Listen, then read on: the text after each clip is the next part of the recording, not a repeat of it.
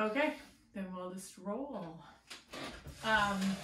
Okay, so I'm gonna invite you to come to standing, and we're just gonna do something as a check, recheck, which is come to standing, and we're gonna put the left foot, we're gonna put the heel of the right foot in front of the toes of the left foot, and then just bend down and touch your toes, or get as close as you can to your toes. And then you're gonna switch. So standing on your right foot, put the heel of your left foot in front, and then just bend over and come down as low as you can, as if to touch your toes. And just kind of notice how your balance felt, how that experience felt, and just notice what you notice with that. And then stay standing for a sec. Okay, so this is something my kids taught me the other day. Okay, so you will have noticed whatever you noticed in that process of walking on a tightrope, if you will, and then bending over to touch your toes. So I'm going to get you to come up to standing, and what you're going to do is just spin around quickly and then do one of those toe touches again. Not so much that you get dizzy, but just turn around once or twice and then do one of those toe touches again, and just notice if it's different. Yeah, that's it, Debbie.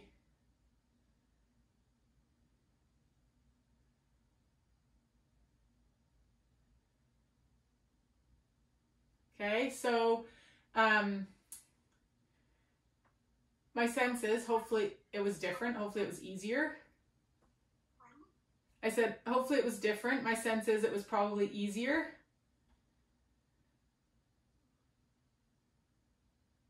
I think I spun too much. You ended up going into dizzy mode. And it's just something the kids and I have been playing with, is this idea of like how much our brain actually impacts our motor control. And so my husband last night, he couldn't get anywhere near his toes. And then my son's like, spin around twice, Dad, now try. And then he touched the floor. It's like your hamstrings didn't instantly get longer, right? And so it's just this really great reminder of how our visual system, our vestibular system, and our proprioception all come together to create our motor control. And sometimes we can get really fixated on like, this muscle's tight or this muscle's weak, and it's not a muscle existing by itself. Like each time we contract a muscle, there's information that is sent to all of the connective tissue laterally. So yes, I'm contracting my bicep, but there's a whole bunch of stuff happening to the tissue all around the bicep that is being communicated this way, kind of like ripples in a pond. And so I just wanted to kind of put that out there, and kind of as an intention today, is just how it's all connected. Okay. Okay, so we're going to come down to our feet, and we've done something like this before. But you're going to come to your right foot and just come to your pinky toe, and you're simply going to take your pinky toe and just turn it clockwise, like turn it to the left a couple of 3 times, and then turn it to the right, just like if it was a radio knob, a couple of 3 times. And then you're going to go to the next toe and again turn it to the left a couple of 3 times, and to the right a couple of 3 times. And if bringing your leg up like this isn't comfortable, you can come down here to the floor too. Or you could step your foot on a stool or on a ledge so you meet somewhere in between those 2 extremes. So each of the toes, you're just going to turn the knob. Okay, and then taking the hands, we're simply going to just kind of tap that foot from the toes up to the ankle, around the ankle, just all on the top of the foot.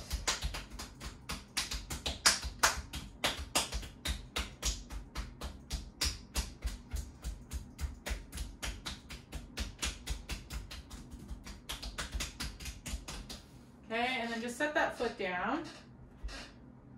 And just take a second and notice the difference. You might want to stand on those 2 feet and just notice the difference between the left and right. I mean, it never ceases to kind of surprise me that doing something to the top of the foot, how much it changes the bottom of the foot. I mean, it shouldn't surprise me, but I love that sort of the sensing quality of the sole of the foot, how it's impacted with the top of the foot. And we're going to come to our other foot, and again, just turn each of the toes. You could also do it like this, like you could have the ankle crossed over the leg. Right.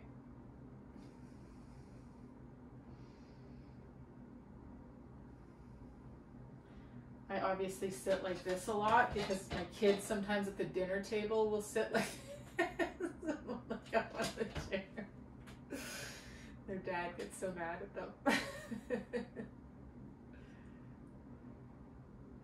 Okay, and then you're going to start to take both hands and just tap the top of that foot from the top to the toes up to the ankle.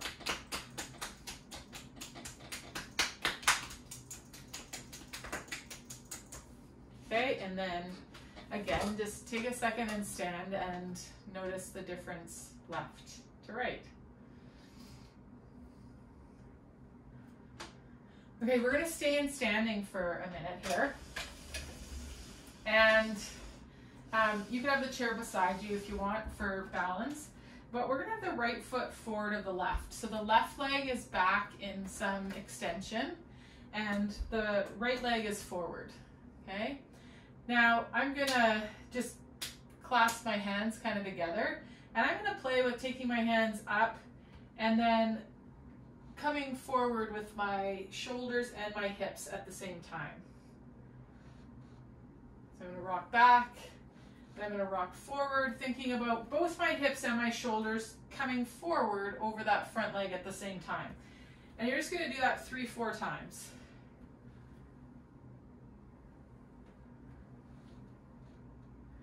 Okay, and just notice what you notice, feel what you feel.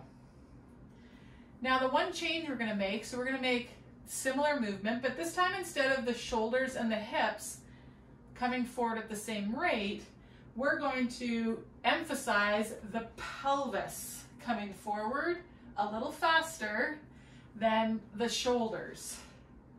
So the pelvis comes forward a little faster, and you'll notice different things engage. You'll notice different things feel like they stretch with this relative movement, because now my hip is moving faster than everything else. So I might get this sense of stretch in the front of the hip. I might feel this glute engage where I didn't before when the shoulder and the hip moved at the same rate.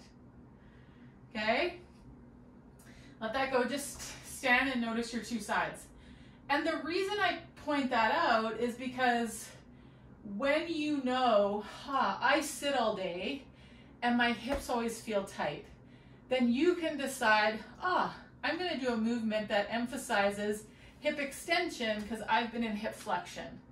So all of a sudden you can take whatever movement it is and go, it's going to make more, I'm going to get more extension of the hip if I move the pelvis relative to the shoulder sooner. Okay?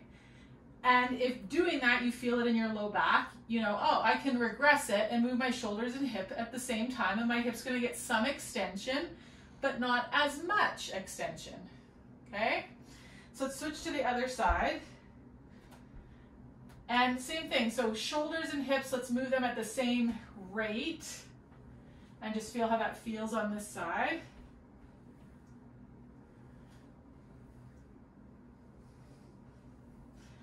But it starts to take away, this is the right way to do an exercise and this is the wrong way to do an exercise, and you start to be able to just take ingredients and concepts and make the thing work for you. So now we're going to do the same thing, but we're going to lead with the pelvis.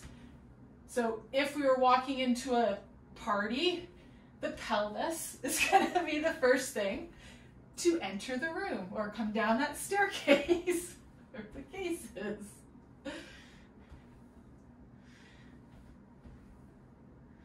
Okay, and just feel how that relative motion at the hip, of that back hip, is different.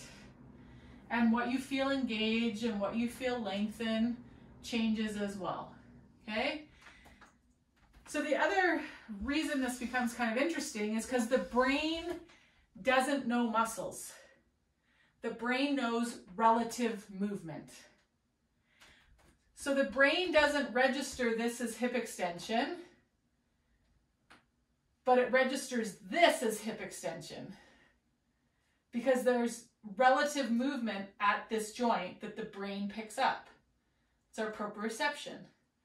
It doesn't know this is a glute. Like, that's our construct that we've created. But the nervous system and the brain don't know muscles. They know movement. Okay? So now we're going to use our chair, and we're just going to place our hands on the seat of the chair, and we're going to stand behind it. And you might want to be close enough to a wall so that your foot comes onto the wall, but it doesn't need to. But if it is, it can be an interesting thing to kind of play with. So what we're going to play with here is just simply shifting the weight onto that right leg, letting the left toes just kind of rest behind us here. Okay, and then what you're going to play with is you're going to lift up that left heel. It doesn't need to come up super high, but just lift it up so you can feel that left glute kind of engage to hold that leg up. Okay, and then we're going to play with taking the pelvis, and right now it's kind of facing the floor, and you're going to rotate that left hip towards your standing right leg. And then you're going to rotate the pelvis and that left thigh towards the floor. And then you're going to rotate and open that pelvis up away from that standing leg. Then you're going to rotate it back to the floor, and you're going to rotate it towards that standing leg. Okay, so right now that standing leg is in some internal rotation because of where we've taken the pelvis.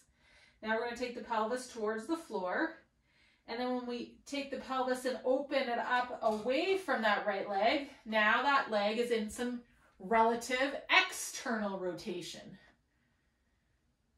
Okay, you'll feel different stuff in that standing leg. If you can reach the wall, that left leg can push into the wall. We're going to lift the left hand up to the ceiling. So right hand pushes into the chair, right foot pushes into the floor, left leg and arm reach out. Left hand towards the ceiling, left foot out parallel with the ground. Okay. Then we're going to bring the left elbow and knee towards one another. Bend the right knee, kind of tuck down into a ball. You're going to rotate the pelvis towards the floor and towards that standing leg. And then you're going to straighten that right leg, unwind the pelvis, reach that left leg and arm out. And you'll feel all sorts of stuff working in that right leg, in your core. Okay, one more time. You're going to curl into this little ball seed. That left toe could come down to the ground. You're rotating that pelvis towards that standing leg. And then it's like you're going to jump with that right leg, straighten that leg, reach out the arm and leg, and explode. Not for real, but. And then lower the hand to the seat, lower that left leg to the ground. Just stand for a second. Notice the aliveness or the energy in both the legs. And then we're going to flip around to that other side. So you're going to bring and stand on that left leg. Reach the right toes back. Then you're just going to lift that right leg up till you feel your glutes engaged. That might be down here. Okay, so this leg doesn't have to get parallel with the floor necessarily. And then you're going to play with rotating that pelvis towards the standing leg. This brings that standing leg into some relative internal rotation because of how we've moved the pelvis. and then back towards the floor. And then you're going to open up into the room, stacking that right hip over top of the left. Again, turn and rotate towards the floor. Rotate towards that standing leg. Notice what you notice, feel what you feel. Open up to the floor. Open up to the room. This time you're going to take that right hand and reach it to the ceiling maybe. Or you could reach it in opposition to that leg, okay?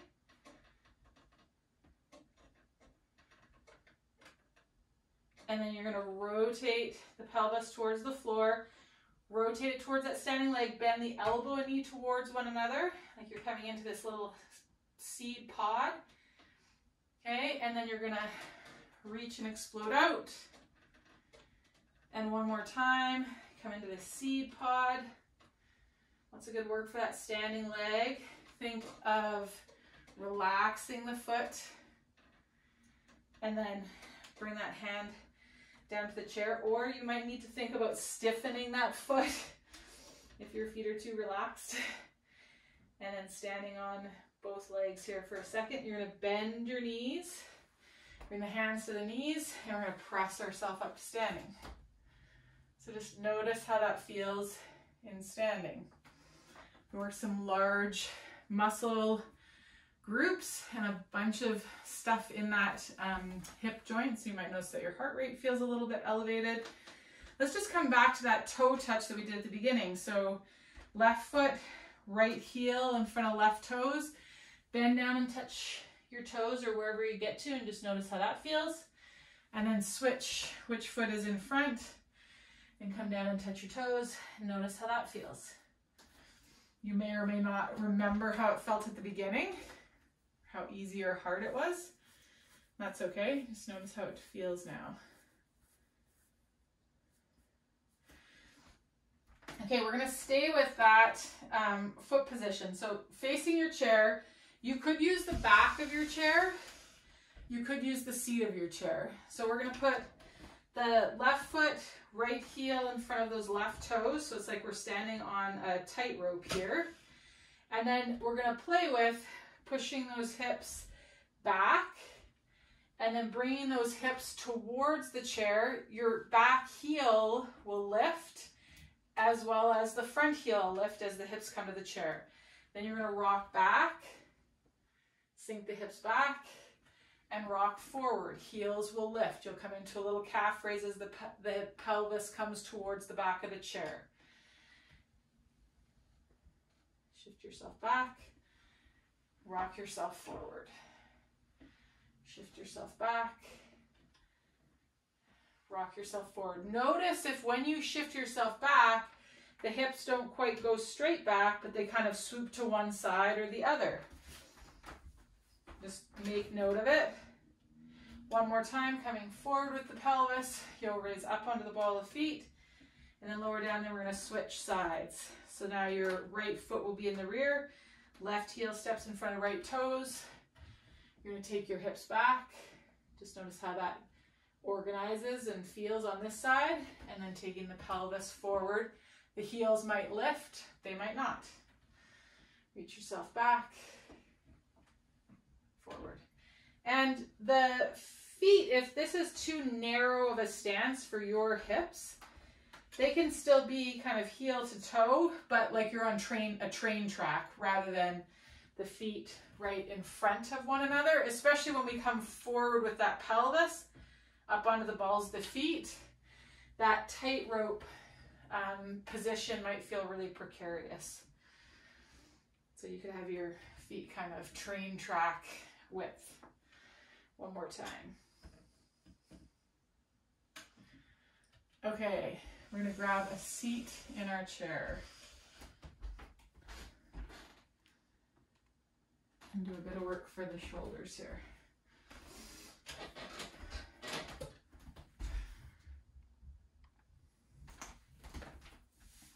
Okay, so, oh, I meant to put that up.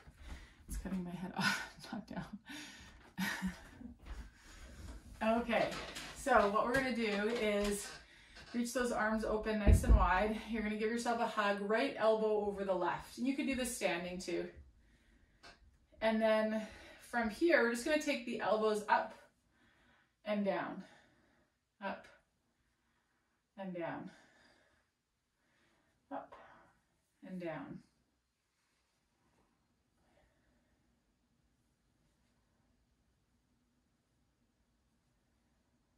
Okay, the next time that we take the elbows up, we're going to let the spine and the gaze follow the elbows, so we'll come into some spinal extension.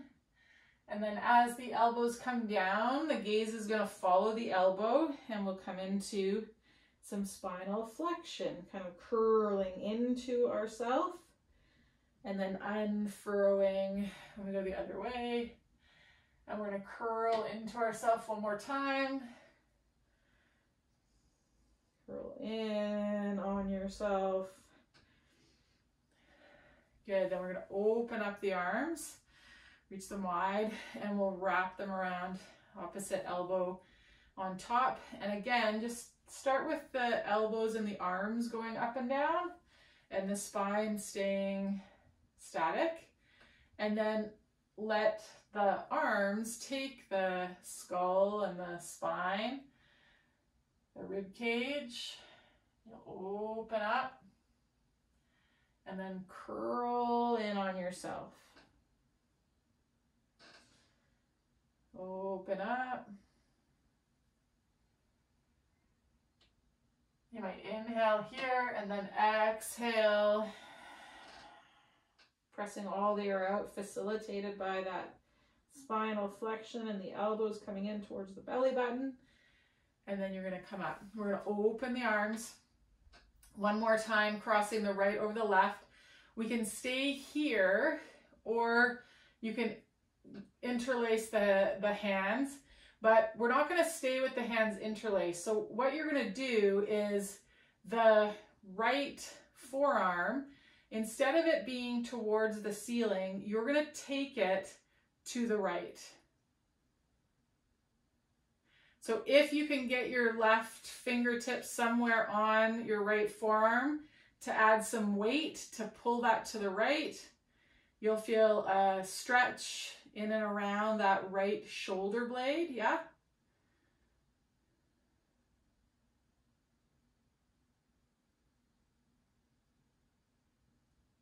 Try to push that right forearm away from your face and down to the right.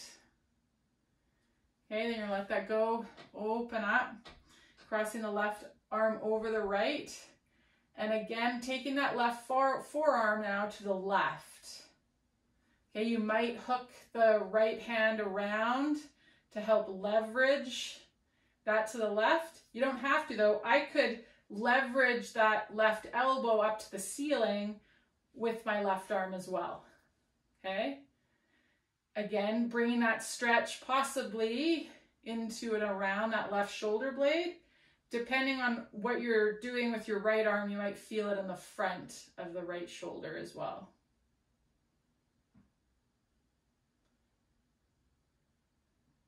Okay, and you're gonna let that go. Now, we're gonna come back to that side bend that we did the other day. And so you're gonna cross the right ankle over the left knee. Now you're going to want to be forward on your seat so you've got some space behind you. And I want you to think of this idea of when we go to side bend over to the left, that the left side is staying long, it's bending, but the right side's getting a bit longer. So it's not like this side is compressing and this side is lengthening. Both sides are lengthening, but this right side is going to get a little longer than the left. So you're going to bring your left hand onto that right knee, and you're going to press it away and down. Okay? Then that right hand's going to come up to the back of that occipital ridge on the right, and you're going to start to side bend over to the left.